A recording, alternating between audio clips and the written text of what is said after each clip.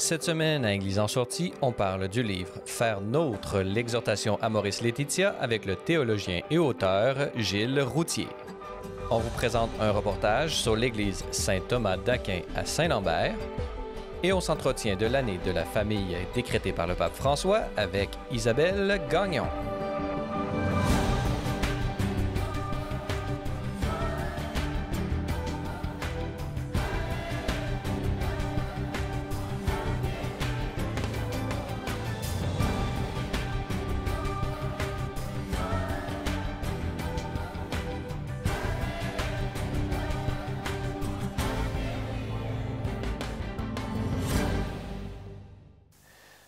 Bonjour mesdames et messieurs et bienvenue à Église en sortie. Aujourd'hui à l'émission, nous allons d'abord parler de la famille et pour en discuter, nous avons avec nous le prêtre et théologien Gilles Routhier. Bonjour.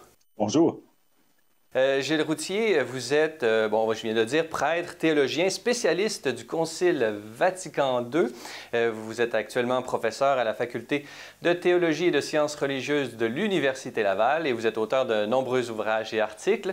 Mais nous sommes réunis aujourd'hui pour parler vraiment de ce collectif dont vous avez assuré la direction, Faire nôtre l'exhortation Amoris Laetitia, publiée aux éditions Mediapol. Alors, on le sait, le 19 mars prochain, l'Église va célébrer le 5e anniversaire de la publication de cette exhortation apostolique post-synodale, et synodale avec un S, puisqu'il y a eu 2 synodes qui ont précédé la publication de cette exhortation apostolique.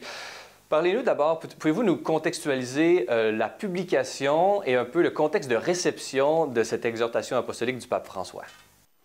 Oui, et le petit bouquin que vous avez montré, nous aussi, on disait 5 ans après, il faut revenir à cette exhortation qui a quand même son importance. Comme vous le dites, il y a eu 2 assemblées synodales, une assemblée spéciale et une assemblée ordinaire.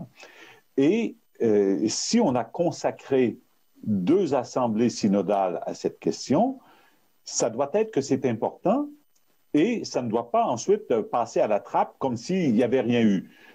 Parce que on peut multiplier les documents ou les assemblées synodales et faire nôtre veut dire qu'on s'approprie cela. Ça, pour nous, on assimile, on fait nôtre tout ce travail de réflexion. Alors, l'exhortation synodale, comme vous le dites, a été signée il y a 5 ans, ou ça fera 5 ans le 19 mars prochain, et elle est le fruit d'un véritable travail de l'ensemble de l'Église. Et quand je dis de l'ensemble de l'Église, ce n'est pas simplement des réunions synodales elles-mêmes, mais également il y a eu souvent des consultations et des consultations des fidèles. Alors, ce n'est pas quelque chose qui doit être vain, mais c'est quelque chose qui doit donner du fruit et un fruit qui est encore attendu. Et justement, dans un des articles que vous signez, vous manifestez un peu comment il y a eu une certaine polémique dans certains milieux de l'Église. Vraiment, ce texte a fait beaucoup jaser et donc peut-être c'est le temps de le redécouvrir et de se replonger dans cette lecture. Justement, dans cette année où est-ce que non seulement on va fêter le 5e anniversaire de ce texte, mais également sera inaugurée l'année famille Amoris Laetitia. Alors, pourquoi, selon vous, le pape François pense-t-il qu'il est important de se retrouver et retourner dans le texte lui-même en ce moment précis de 2021? Probablement que lui aussi juge que ce texte-là est encore en attente de réception. Et je pense que vous avez parlé de polémique, pas simplement au moment de la publication de l'exhortation apostolique, mais en cours même du processus synodal. Et à ce moment-là, si je prends les expressions du pape François, plutôt que d'entrer dans un processus de discernement où l'on cherche la volonté de Dieu, on a été plutôt dans un processus parlementaire où chacun a voulu défendre ses points de vue, les valoriser, les présenter, et parfois de manière polémique.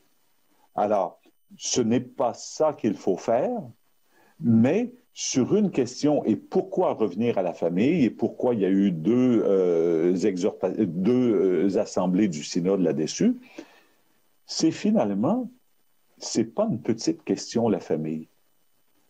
Et le pape François nous invite à regarder non pas simplement le fonctionnement de l'Église, etc., mais des chrétiens doivent se sentir concernés par les joies, les espoirs, les angoisses, les tristesses des familles, parce que l'Église, c'est pour le salut du monde.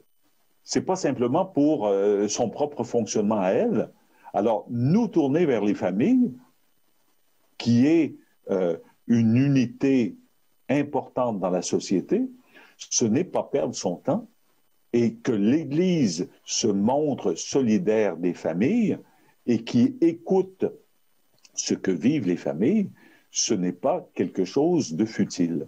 Alors, de revenir à ça, de centrer notre attention sur la famille et pas simplement sur nos propres restructurations, sur notre propre financement, etc., mais nous occuper des gens, c'est à cela que nous sommes appelés. Et justement, peut-être en regardant la famille réelle telle qu'elle se présente devant nous en 2021, un peu partout dans le monde, l'Église pourra peut-être trouver le modèle de ce modèle d'une Église familiale, une Église qui prend modèle sur cette Église domestique d'une certaine façon. Justement, pouvez-vous nous expliciter un peu tout ce que contient cette exhortation apostolique concernant un peu l'Église et comment peut-elle apprendre des familles telles qu'elles se présentent à nous aujourd'hui réellement en 2021? Vous avez raison de souligner par l'adverbe réellement. Parce que il y a tout un chapitre de l'exhortation qui est consacré aux situations et aux situations multiples, diverses des familles, surtout lorsqu'on parle à travers le monde. La famille africaine n'est pas la famille québécoise et la famille québécoise aujourd'hui n'est pas celle qui était il y a 60 ans. Donc, nous coltiner avec la réalité, pas simplement faire de la famille un être de raison, une abstraction, mais la famille réelle, ce qu'elle vit.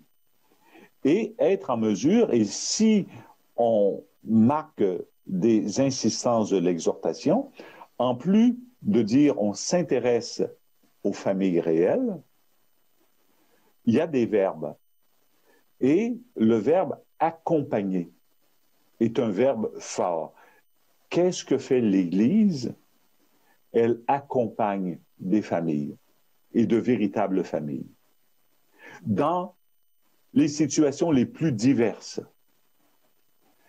Elle est capable de faire route avec elles. Aussi, un verbe qui est fort, c'est de discerner. D'aider les familles à prendre des décisions, mais discerner, c'est chercher la volonté de Dieu. À quoi sommes-nous invités comme famille? À quel dépassement? Où sommes-nous? À quoi sommes-nous appelés?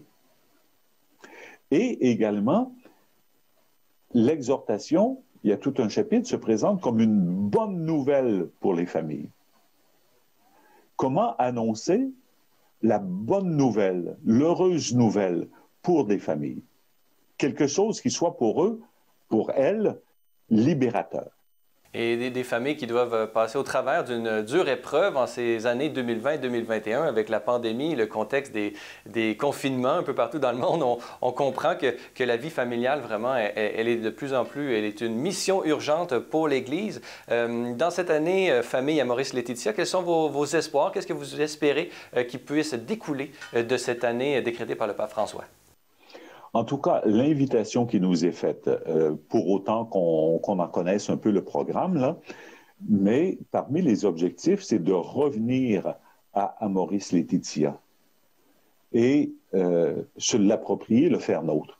Et j'allais dire, pas simplement sur le chapitre 8, ce qui a été le cas au moment où le pape a publié l'exhortation apostolique. C'est-à-dire, on se fixe immédiatement sur les questions difficiles, que ce soit les divorcés remariés, etc.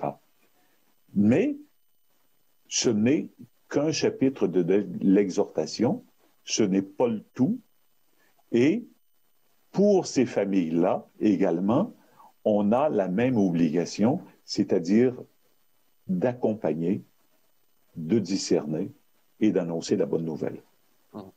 Donc, ce sera une belle année pour approfondir ce fabuleux texte et très important du pontificat du pape François à Amoris Laetitia et peut-être pour accompagner la lecture de l'exhortation apostolique elle-même.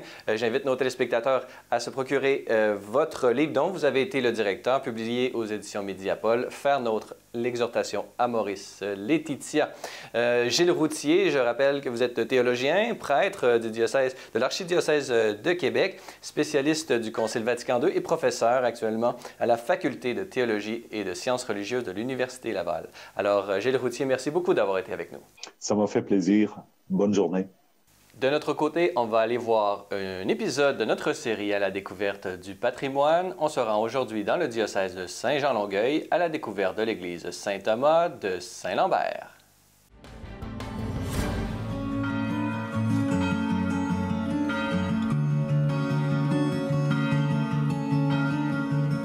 Alors bonjour, mon nom est Luc Harvey.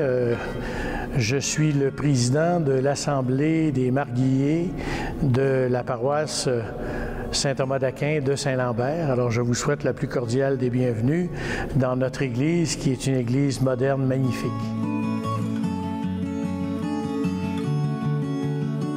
Bâti en 1967, c'est un projet de l'architecte Guy Desbarras qui a été mandaté par Monseigneur Gérard Coder, l'évêque de Saint-Jean-Longueuil de l'époque, pour construire l'église dans cette paroisse qui avait été créée quelques années auparavant. Alors, pour bien se situer, nous sommes à la fin de Vatican II.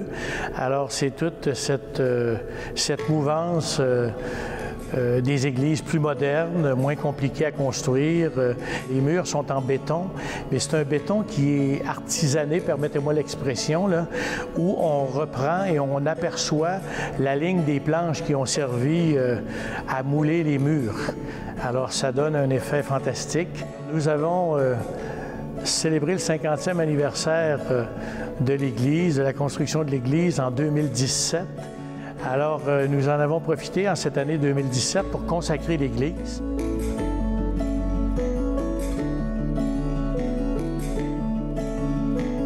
Dans la foulée de la reconnaissance et du classement des églises, le Conseil du patrimoine religieux a fait un recensement de l'ensemble des églises du Québec. Et parmi les églises contemporaines et modernes, nous avons été classés A1. Ce qui fait qu'au niveau architectural et artistique, notre Église est parmi les plus belles au Québec.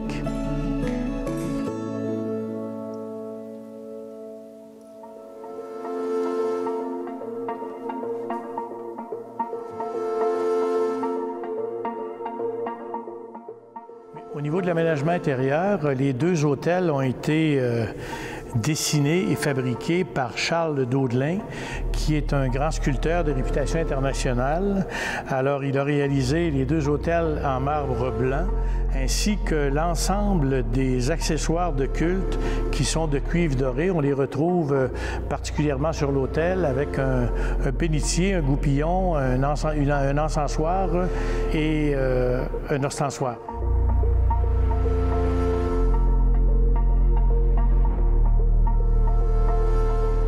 Les arcades ont été garnies de plaques de verre d'aluminium recouvertes de feuilles d'or et de laiton et de cuivre.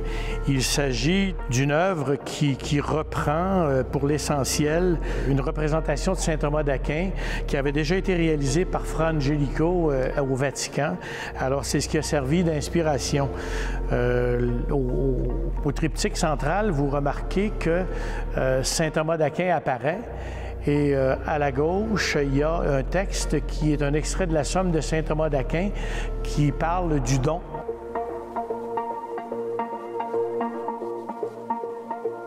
Alors, l'artisan est un maître verrier de Berthierville. Il s'agit de Claude Bettinger.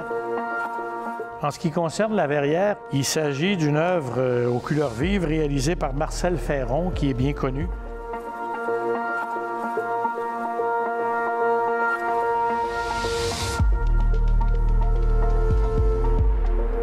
En 2017, nous avons eu 2 dons qui nous viennent de la paroisse Saint-Gérard-Magella de Saint-Jean-d'Iberville. On a reçu un chemin de croix qui est l'œuvre de Bernard Monand, sculpteur et céramiste, qui est né en France, à Cévennes, et puis qui est installé au Québec depuis 1952. Alors, c'est assez particulier, c'est assez impressionnant de voir le type de sculpture en béton qui a trouvé vraiment sa place et dans la niche qui était prévue à cette fin.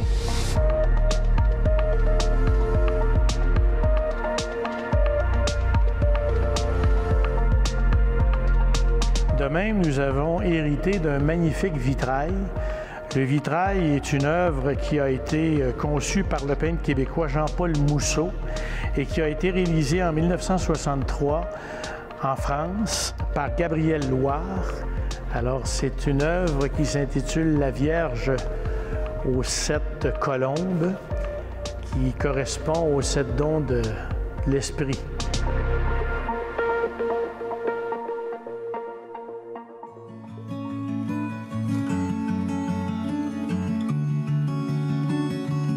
La vie paroissiale à Saint-Thomas-d'Aquin, elle est articulée, elle est vécue par une équipe de bénévoles fantastiques sous la gouverne de notre pasteur, le curé Jean-de-Dieu Lougobo, qui est un prêtre d'origine congolaise qui est maintenant avec nous depuis plus de 8 ans. Alors, tout ce beau monde travaille en collaboration en n'oubliant pas que ce qui est important, ce n'est pas nécessairement les pierres, c'est la vie paroissiale, c'est les pierres vivantes, c'est les chrétiens de notre paroisse.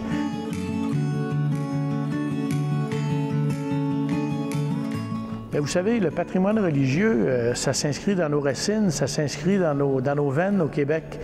Nous sommes une société peut-être moins pratiquante aujourd'hui, mais nous avons dans nos origines une présence religieuse importante qui a servi probablement à déterminer ce que nous sommes devenus comme citoyens, comme peuple. Et je pense qu'il est important que ces églises demeurent et soient bien entretenues parce elles sont les témoins en quelque sorte de la présence de l'Église dans notre société. Présence qui se fait sentir peut-être sous un jour différent maintenant, mais qui est tout autant essentielle à la vie des citoyens et des citoyennes. Bien, nos espoirs sont qu'il y ait une relève, mais avec l'arrivée de nouveaux paroissiens. Et il faut adapter notre message, il va sans dire. D'ailleurs, hier, le cardinal de Québec disait qu'il fallait davantage se centrer sur la mission. Et je pense que c'est un passage qui est inévitable pour l'ensemble des diocèses du Québec. Alors, on va s'adapter en conséquence. On a déjà commencé à faire des choix et ça va probablement s'accentuer avec notre évêque au fil des ans.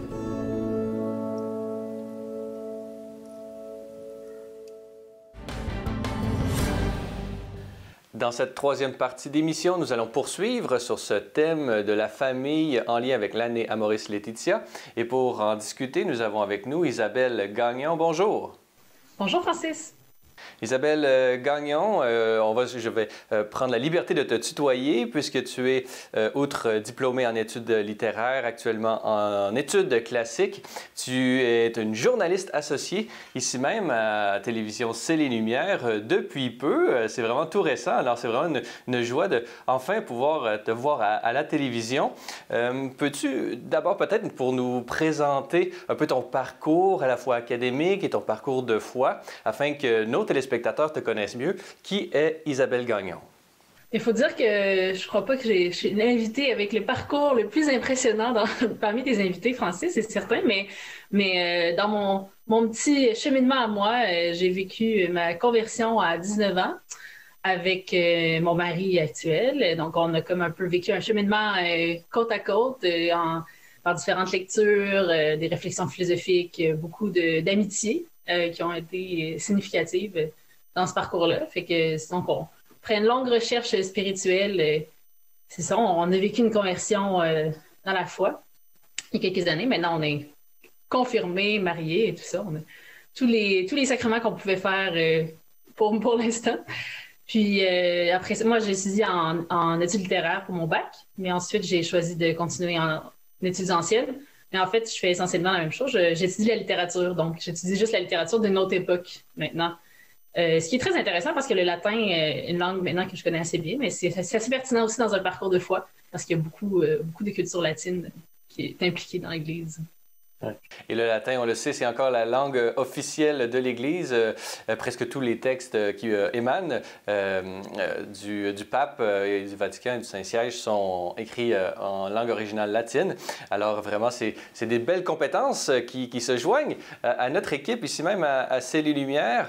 Tu l'as mentionné brièvement. Bon, tu t'es marié tout récemment. Peux-tu nous parler, et donc comme nouveau couple, il y a une perspective vraiment très originale que tu peux porter en cette année de la famille à Maurice-Laetitia qui est sur le point de commencer au mois de mars. Alors, peux-tu nous présenter un peu cette année et pourquoi elle est-elle importante selon toi en tant que jeune couple? Bien, je pense qu'elle est importante pour deux raisons principales, disons en soi, puis liées à la pandémie en particulier.